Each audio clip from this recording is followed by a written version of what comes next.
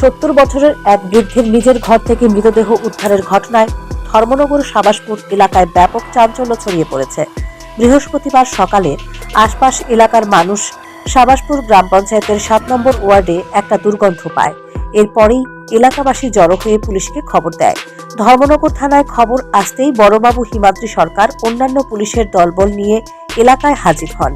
দরজা ভেঙে প্রায় 70 বছরের আলাউদ্দিনের মৃতদেহ উদ্ধার করে পুলিশ। আশঙ্কা করা হচ্ছে কেউ ওনাকে খুন করে 2-3 দিন আগে একা পেয়ে ঘরেই ফেলে রেখেছিল।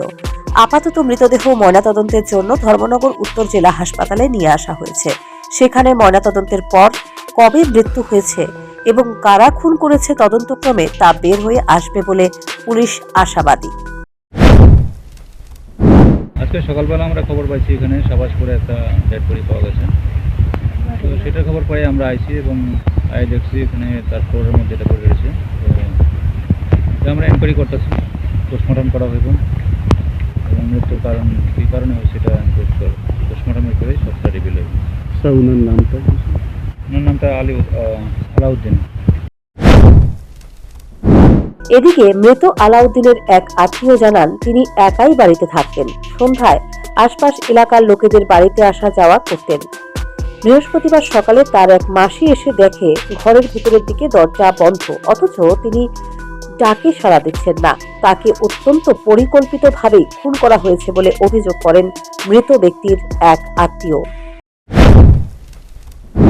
আমরাও এই মার্ডারের খবর শুনিয়ে কিছুক্ষণ আগে আইছি। আবার পরে যেটা শুনলাম যে তাই না আমার যে মার্ডার হয়েছে তাই না আমার আপন মামা শ্বশুর লাগে।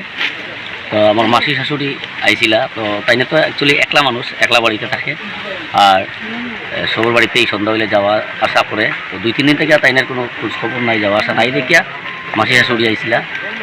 আইয়া সকালে দেখছো যে দরজা বন্ধ এবং এই একটা গন্ধ আওয়াজ আইতেছে ঘর থেকে। তো দিকে একটা ছিদ্র আছে, ছিদ্র দিকে যাওয়ার পরে দেখা গেছে যে মানুষ দেখা যায় না, কিন্তু একটা মানে গন্ধ আইতেছে, বাজে একটা গন্ধ।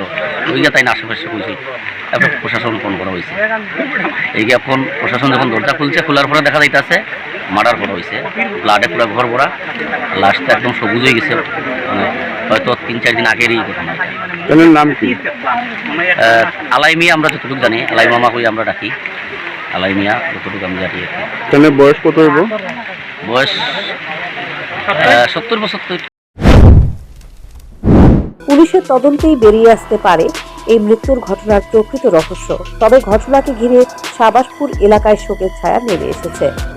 Bureau report, news prime Tripura.